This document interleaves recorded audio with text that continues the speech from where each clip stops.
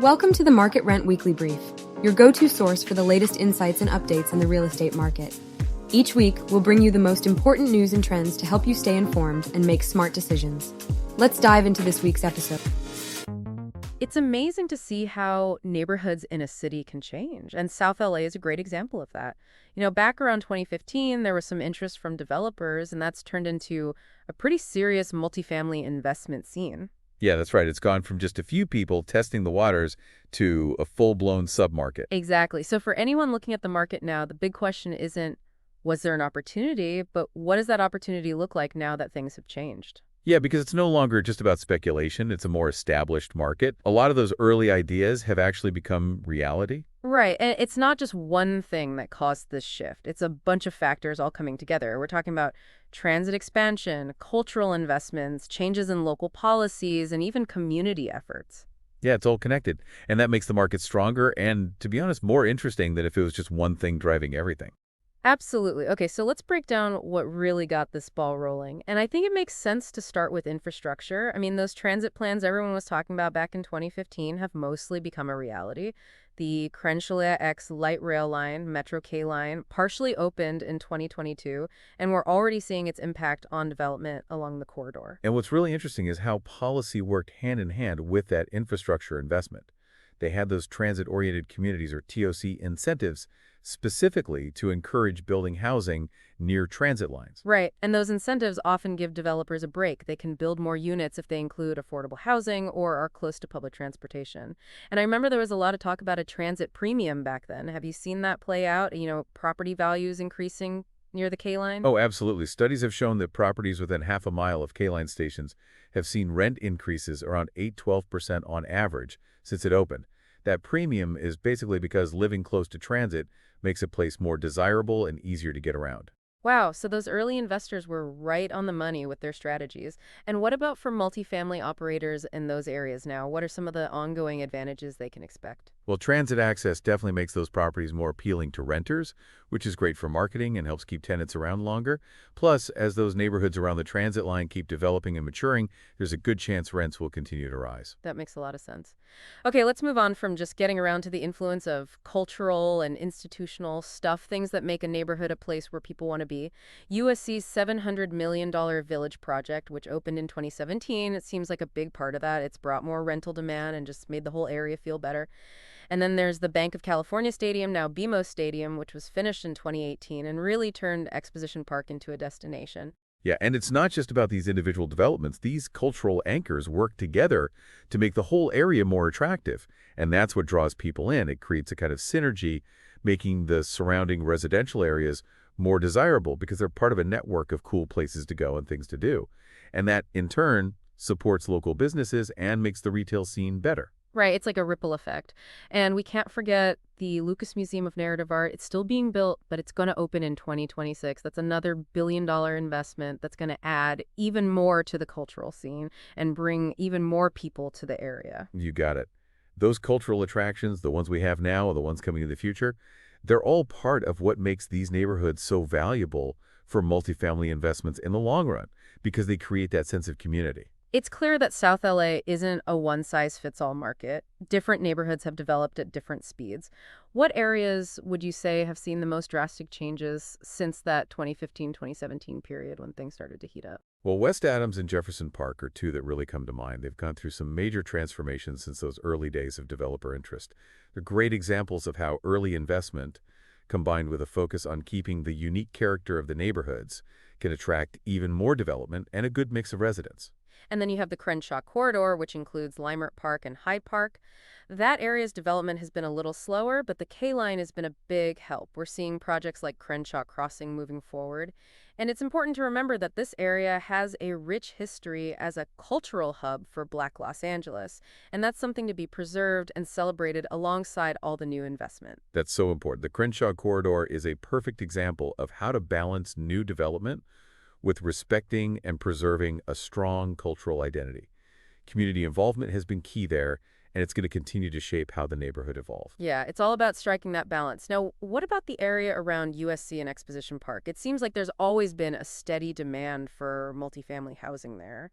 That's right. The USC and Exposition Park area is a good example of how big established institutions like universities can create consistent demand for multifamily housing. It's a very stable submarket. That makes sense. So given all the changes we've seen in the market, are there still untapped opportunities in South LA, or are we mostly looking at more refined strategies now? Well, the market's definitely matured, so we need to be more strategic now. Simple renovations aren't going to cut it anymore. The name of the game now is value-add refinement. You need to do targeted upgrades that will attract a more discerning renter. For example, successful value-add projects in places like Jefferson Park are incorporating things like smart home technology and better outdoor common areas. And we're seeing that those upgrades can increase the perceived value of a property by 15–20% for tenants. So it's all about really knowing who's renting in each neighborhood and tailoring those upgrades to their needs and wants. You got it. You can't just do the same cookie-cutter renovations everywhere and expect them to work. Right. What about new construction? Is there still room to build from the ground up in South LA? Infill development is definitely still a good strategy, especially close to those transit hubs. The density bonuses that come with TOC projects, which can allow developers to build 35% more units or even more depending on how much affordable housing they include, make it much easier to do new projects in those strategically located areas. That's a huge incentive. And, we're both really excited about the potential of adaptive reuse in this area. South LA has such a rich history and so many existing buildings. What kind of opportunities do you see there? Adaptive reuse is a big opportunity that people often overlook. Repurposing older commercial and industrial buildings, especially ones with interesting architecture, can create really unique and desirable living spaces. And sometimes it's actually faster to get permits for adaptive reuse projects compared to new construction in certain parts of South LA. Why is that? Well, because you're already working with an existing structure and the basic infrastructure is already there. Some developers have reported that permitting timelines can be 10–15% quicker for adaptive reuse compared to ground-up construction in some South LA zones. It's not just building new units, it's about breathing new life into old spaces. Exactly. And renters are looking for unique places to live. Plus, you often get to preserve some cool historical features and create floor plans that you wouldn't find in a typical new building. It's about keeping that character and history alive. We're also seeing a lot more mixed income developments popping up. What's driving that trend? That's a good question. I think it's partly because people are realizing that we need more diverse housing options in these revitalizing neighborhoods. Mixed income developments help to create more sustainable and equitable communities because they give people with different incomes a chance to live in the same area. So it's about creating more inclusive communities. Right. And local policies are evolving to support this too. A lot of places now offer incentives or even require a certain percentage of affordable units in new developments. So the market and the policy are kind of working together to encourage this. Okay, so looking ahead, what are some of the big things that you think will shape South LA's multifamily market in the next few years? I mean, the 2028 Olympics have to be a factor, right? Oh, for sure. The Olympics are going to put LA in the global spotlight, and that's likely to lead to more investment across the city.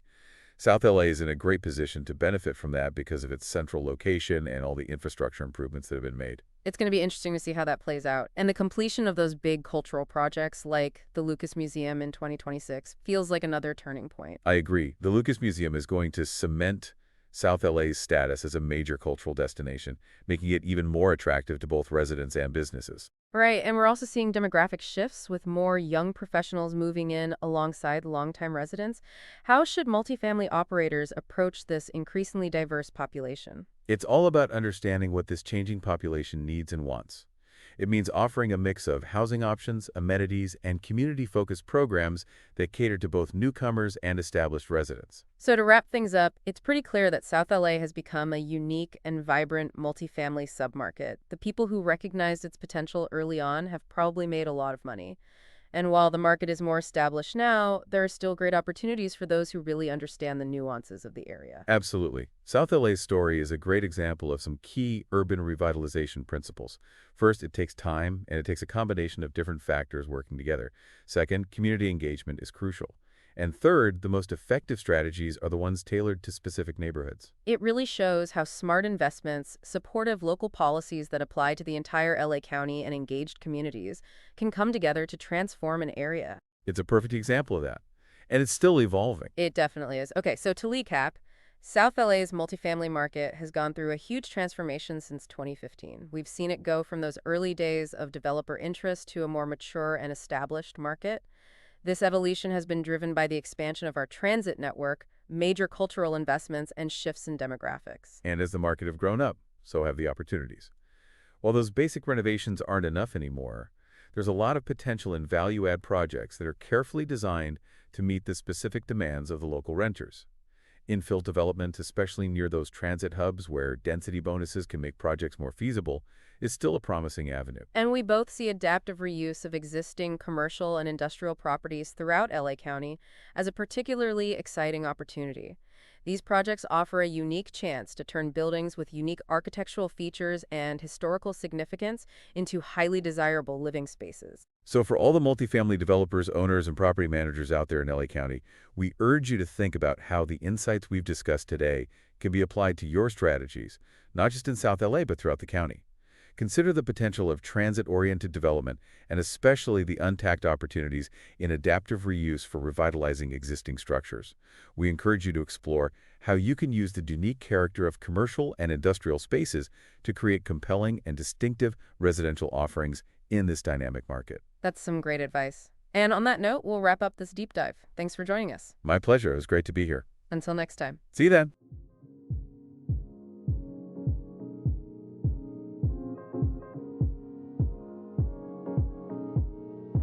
That's it for this week's edition of the MarketRent Weekly Brief.